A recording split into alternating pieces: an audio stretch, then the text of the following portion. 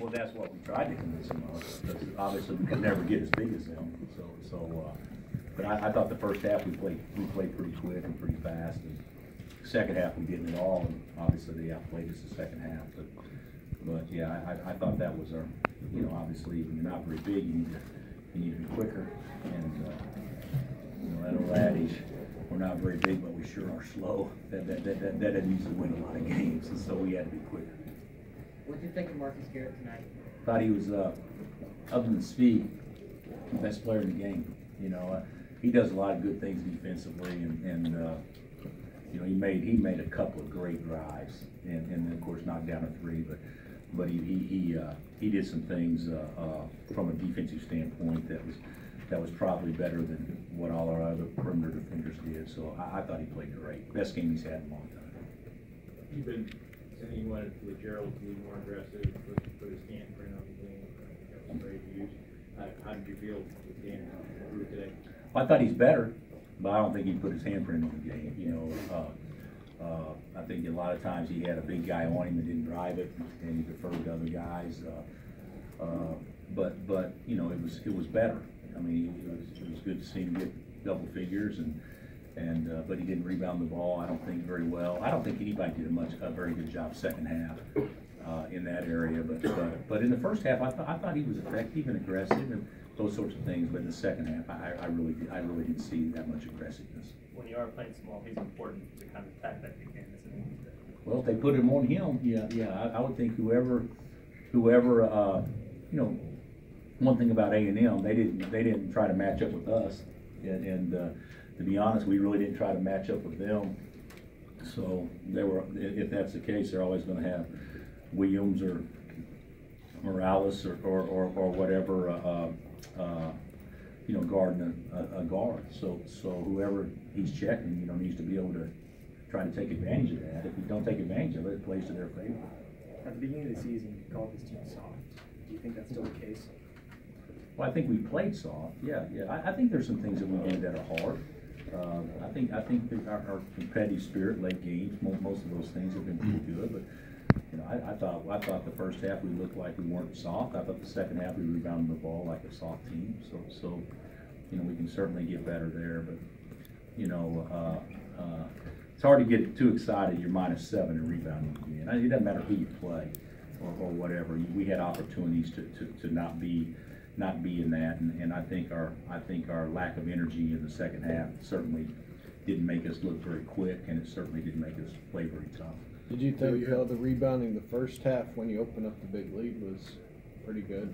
I think you only lost by 1 the first half. Yeah, but the thing about it is, it was different though. I mean, it was 11-4 on second chance points, so a lot of times they got some offensive rebounds that didn't really play out to be advantages, and we made the most of ours. So yeah, I thought we did a better job. Bill, you hit 10 threes, I think, in the first half. We're seeing teams all over the country take more threes, make more threes. What would you attribute that to? I mean, why is the game shifting that direction? More teams, shooting the three, depending on that. Well, I think the game is certainly getting smaller.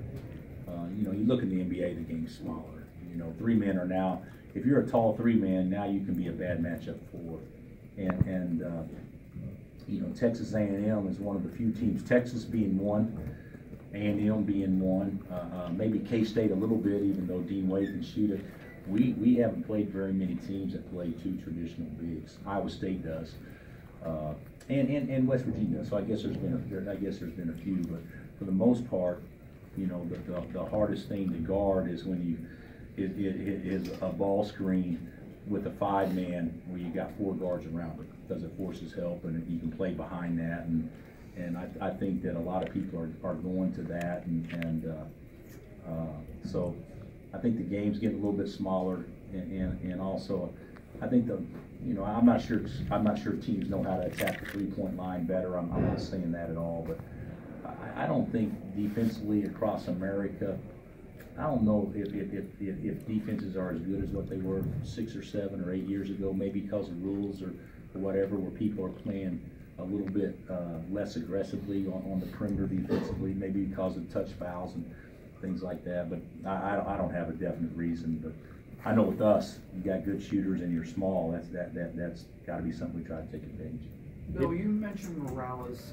Do you think he goes against the traditional definition of a big guy? Because I mean, you saw him shooting out on the perimeter. Yeah, he always does. I think he had taken 49 or 53 going into this game, but he's still, he's a four-man that can shoot, but I still consider him, he's still a lot bigger than our guards. He didn't get to the free throw line, but what did you think of Udoka's bounce back game after a rough ending? I thought he was actually good the first half, and I thought the second half, the technical totally took him out of everything. I didn't think he was, the first half, he protects the rim, 4 block shots, 6 rebounds. Second half, 12 minutes, no block shots, no rebounds. I didn't think he was any factor the second half. And that's the second time I think that's happened. And the first time, there's no doubt he deserved a technical this time. So I was disappointed in that, to be real honest with you, because I think those are selfish plays. When you do something that hurts your team like that, and he knew that's intentional. I mean, he knew that was a personal foul, and he knew he was going to have to sit the next 5 or 6 minutes. And that's obviously when we didn't play very well. But I thought he did fine. But I didn't consider it a bounce back game. I mean, for him, I mean, he didn't do bad at OU. He just missed his free throws late. But I didn't think his play against OU was bad, and certainly it wasn't bad today. It was just limited. You guys were able to keep it in double digits the entire second half. It's nice to have one of these to kind of. Yeah, it is. But still, though, I mean, it wasn't as comfortable as what I would have hoped. I think that we could have played a lot better the second half and been able to sub and place Silvio and get Devontae off the floor and stuff, but because we didn't, those things didn't happen. Coach, you guys head to Manhattan Monday night. What are you expecting or anticipating? I mean, one game separates everybody, or quite a few teams, and. I would anticipate the same thing that we anticipate every time we go to Manhattan. It'll be the best environment that we'll play in this year from a competitive standpoint. I mean, we won't go to a place that will rival the energy that they have for us